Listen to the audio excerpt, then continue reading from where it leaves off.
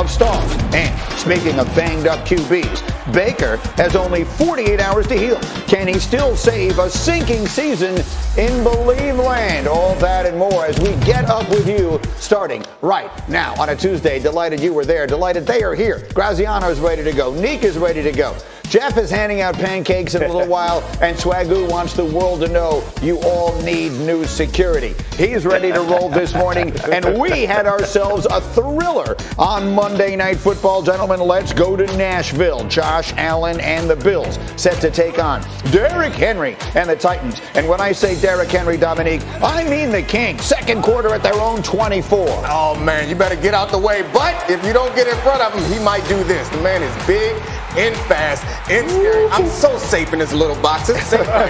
Keep me in here and not out there with that bad man. 76-yard touchdown. Titans up 7-6. Longest touchdown run in the NFL this year. Bills looking to respond, and they do it. Jeff, how about the dart from Josh Allen? Yeah, nice job. He's selling the fake and then putting pinpoint accurate with Diggs right there, making the snatch. Well done, well executed. Bills on top 13-7. Ensuing drive. Dominique, is it fun playing corner in the NFL? Oh, my gosh. It's miserable playing corner, safety, anything. The refs hate you, and then A.J. Green does, not A.J. Green, Julio Jones does stuff like that. The ball bouncing off the helmet and then Jones staying with it, and the Titans would add a field goal. It's 13-10 Buffalo. Less than a minute to go in the half. Bills down 17-13. Jeff, it's Allen again buying time. Yeah, does a really nice job. Gets outside the pocket again. When he's rolling to his right, he's lethal. They have an inverted coverage on the back end, confusion. Probably the easiest throw of the night for Josh Allen. Bills up 20-17 at the half. Third quarter, here comes more from the king. Oh, yeah, that man is so big. He's big as the D lineman. Just get out the way in short yardage.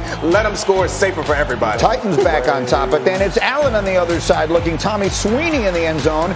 And so we got a back and forth game. Bills are going for two, and Jeff will call this one the Buffalo Special. You got to love it. And guess who can't get lost? A dude who's 6'5", 240. That's a quarterback that you still can't lose. That's a huge human being. Somebody track him. Bills on top 31-24. Under 4 minutes to go. Titans down 4. It's Henry, Dominique, one more time. Again, I'm running out of things to say. Look out! That's it.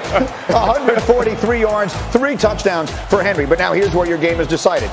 Bills trying to answer. 38 seconds to go. 3rd and 6. Josh Allen, Dominique, does he get the first down? No, I think he came up a little short, but he only got an inch to go. He leaps for it. He doesn't quite get it. So they have literally that. 4th and about an inch with 22 seconds left. Jeff, they're going for it. What goes wrong? Oh, inside leverage is given up by the outside tackle, Deion Dawkins. Jeffrey Simmons pushes through, puts the stop on Allen. Just a great play by Simmons. That's how it ends. Titans take it. 34-31. Let's talk. Didn't work out in our favor, obviously. Didn't have the greatest footing. It happens. Game of inches. The play before was pretty close too. Didn't turn out in our favor today. We were 2 of 5 in the red zone. We can't do that against a team like this. In that situation, is that something that you would go for 10 times out of 10, or is that a gut thing and kind of a situational thing? How do you kind of process? Yeah, felt good about our chances. Had a chance to win the game right there, and we didn't get it done.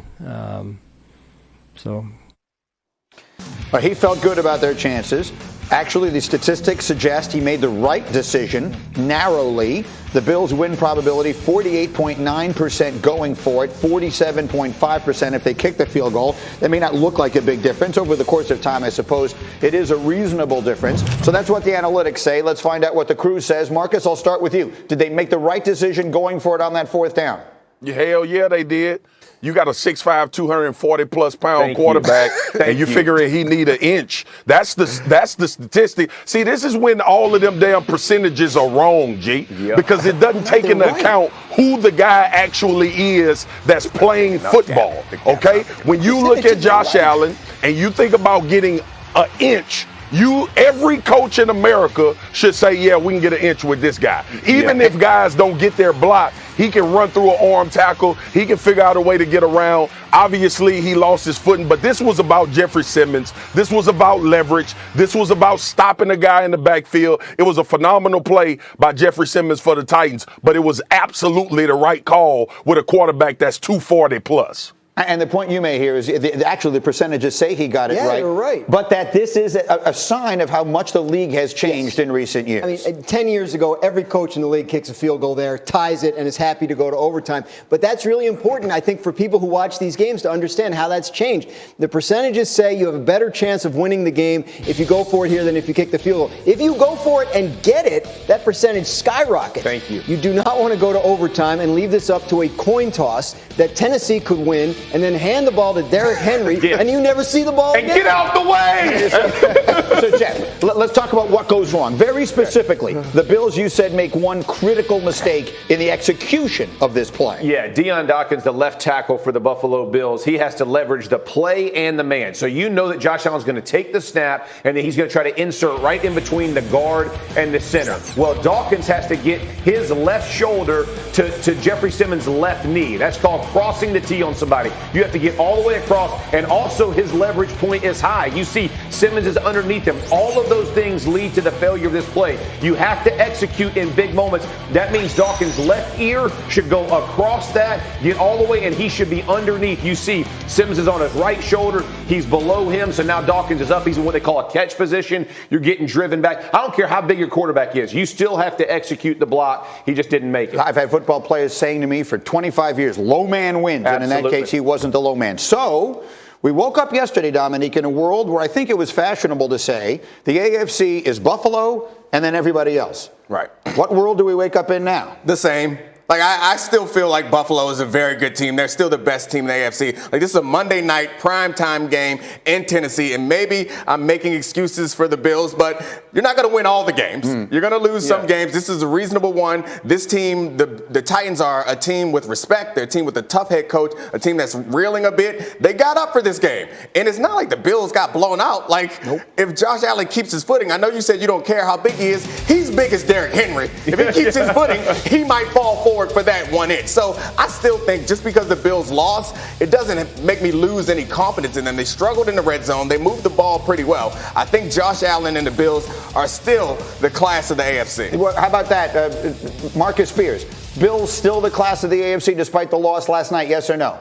No. Listen, man, and it really is not about last night. Did y'all see the Ravens play the Chargers? Yeah. Like things are starting to come together in the AFC. And listen, I still believe the Bills are an elite contender to make the Super Bowl out of the AFC. But there's other teams. It's just like I talked about yesterday on NFL Live with the Chiefs. Your margins for error are starting to shrink. That's football. That's week to week as we go. Teams are getting better. Other teams are starting to figure things out about themselves. And some teams will fall off at some point during the season. I just think the gap is closing, especially with what we're seeing from the Baltimore Ravens from a defensive standpoint against the Chargers. We know what Lamar is. They get Bateman back. They starting to run the football. These running backs are getting acclimated to what Greg Roman wants to do out in the run game.